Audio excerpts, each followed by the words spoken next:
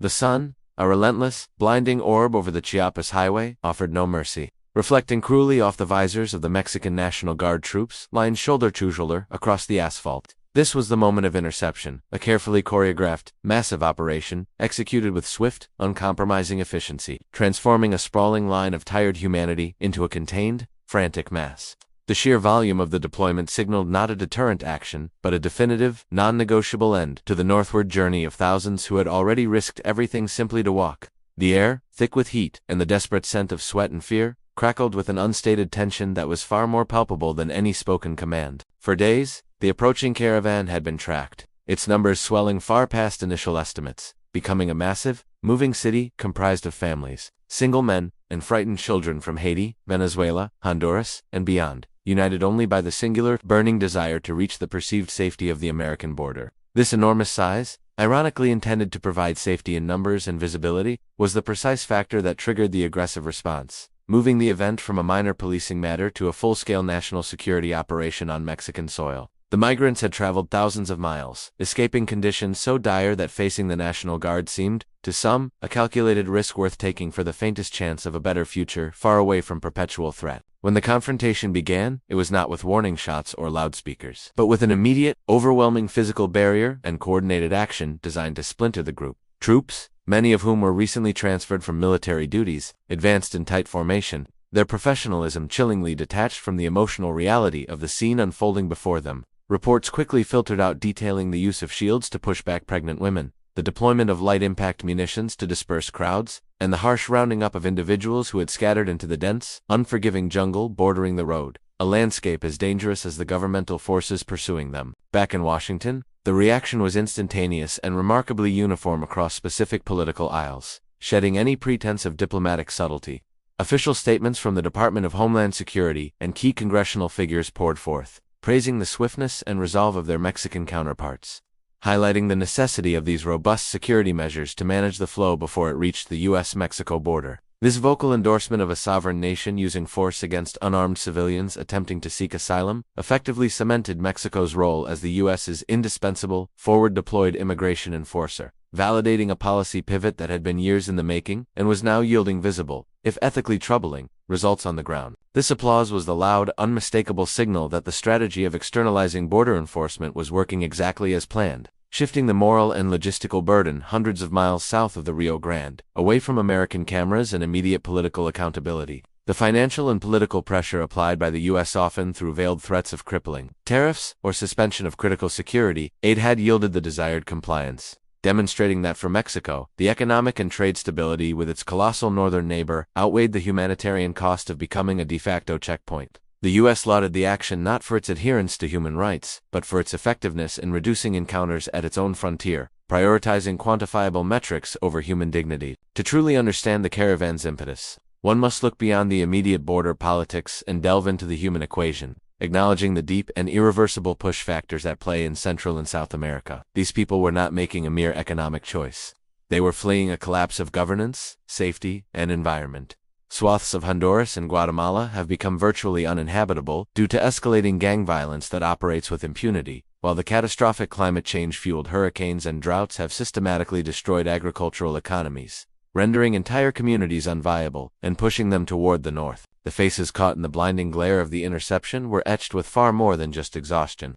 They reflected the traumatic memories of extortion, the terrifying sounds of gun battles in their neighborhoods, and the gnawing hunger of persistent poverty that no amount of local political reform seems capable of reversing. The parents carrying infants wrapped in thin blankets were not adventurers, but desperate custodians of the future, convinced that even the immense danger of the journey was less perilous than remaining in their homelands. Their willingness to face the National Guard's force underscored a terrifying calculation. The fear of staying was greater than the fear of capture or injury. In the chaotic aftermath of the initial dispersal, the National Guard forces alongside Mexican immigration agents IMYEM moved systematically through the crowds, singling out individuals and families, loading them onto waiting buses for transport to heavily crowded detention centers or for immediate deportation. The air filled with the sounds of weeping, shouted pleas, and the jarring metallic slam of detention vehicle doors, a cruel symphony of state power crushing individual ambition. The sensory detail of the event was one of absolute breakdown. Discarded personal items, small, brightly colored children's shoes left in the mud, and the distant, unsettling wail of a child who had been separated from their parents in the scramble to avoid detention. The use of Mexico's militarized National Guard force, intended for domestic security and public order in an immigration capacity, has become a critical feature of U.S. border strategy, essentially privatizing the American border enforcement effort. This deployment, stemming directly from agreements forged under U.S. pressure, including the controversial Remain in Mexico policy variations, illustrates a profound surrender of national sovereignty to external geopolitical demands.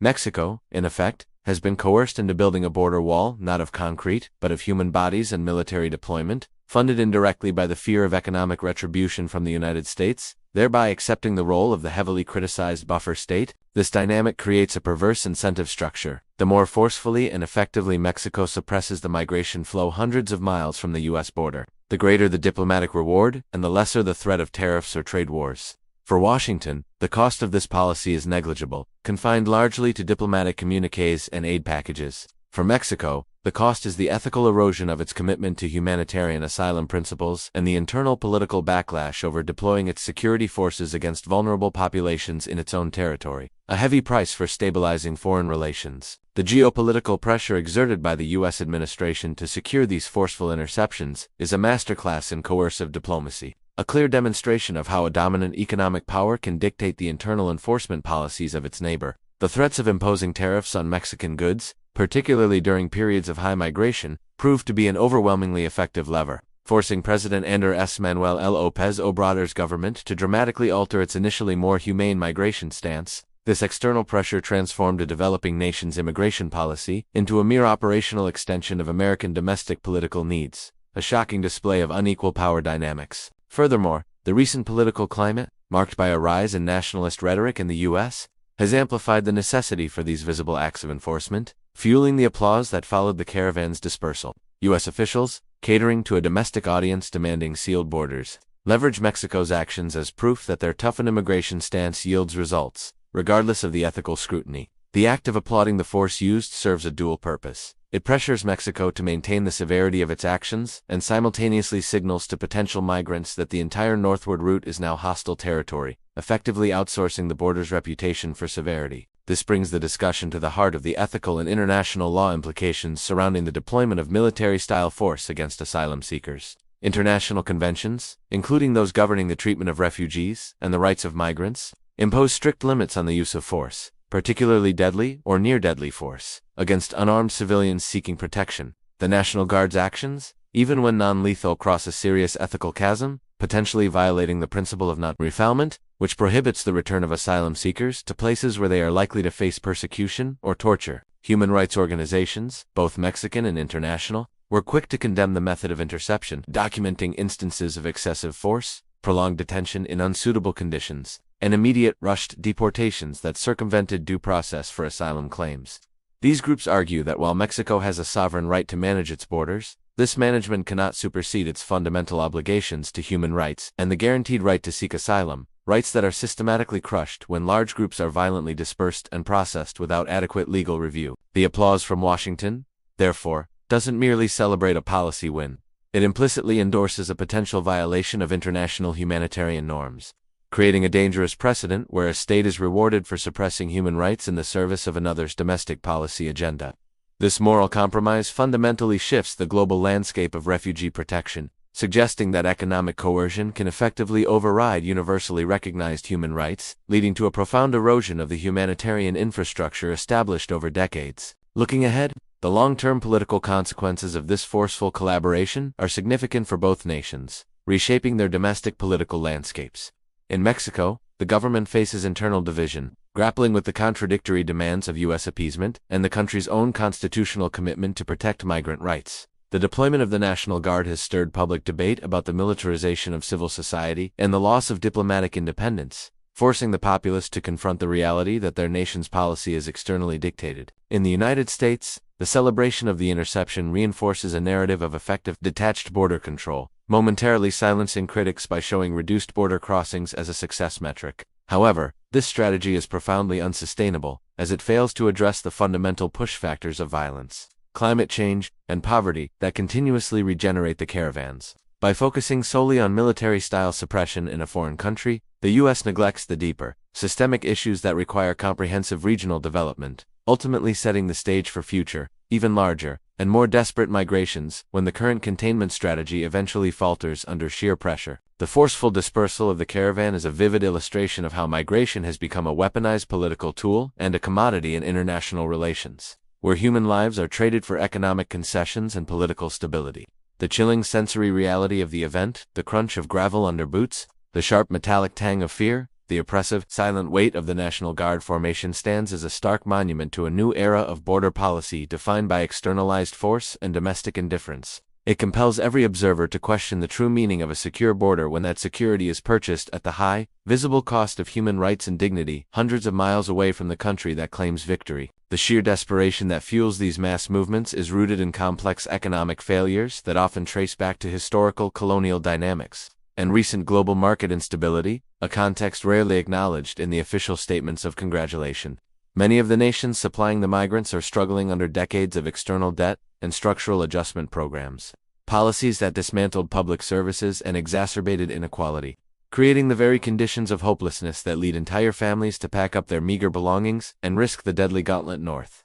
This poverty, often overlooked, is the real motor of the caravans, a chronic illness for which mere border enforcement is no cure. The collective trauma inflicted by the forced interception is not limited to the physical pain of the encounter. It is a profound psychological scar on the thousands of individuals who had placed their last hope in this journey, witnessing the sudden shift from the relative safety of a large group to the terrifying reality of individual pursuit and detention shatters trust in international institutions and the possibility of lawful recourse.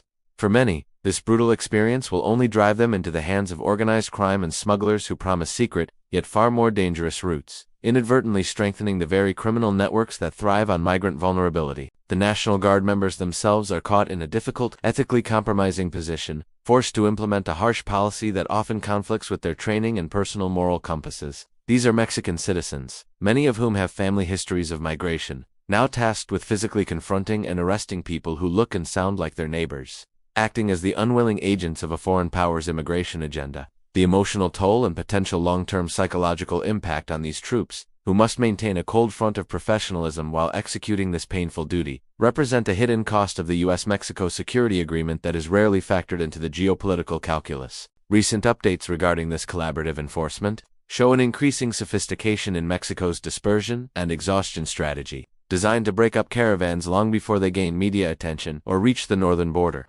Mexican authorities now frequently offer exhausted migrants transportation to distant internal cities, often in economically depressed or cartel-controlled areas like Acapulco, under the pretense of processing their papers. This tactic effectively strands them far from the U.S., often without resources or a clear path forward, serving to deflate the momentum of the mass movement and achieving the desired outcome of reduced border encounters without the overt violence of a highway clash, though the result for the migrants remains the same. An insurmountable obstacle erected by a foreign powers will. The current geopolitical climate ensures that this pattern of interception and applause will continue, particularly with the looming influence of a U.S. administration that has vowed to tighten border control even further and has demonstrated a willingness to use economic leverage as its primary negotiation tool. The emphasis has shifted entirely from addressing root causes or facilitating humanitarian pathways to achieving zero unauthorized crossings, a metric that can only be attained through increasingly harsh and externally enforced measures. The applauded force is merely the public face of a complex, dark machine designed to insulate the U.S. from the visible consequences of a global migration crisis. It plays a substantial, if indirect, role in creating. The question of sovereignty is now irrevocably intertwined with economic dependency. Has Mexico fully ceded its ability to define its own migration policy, becoming a client state whose security forces act as border surrogates for U.S. interests?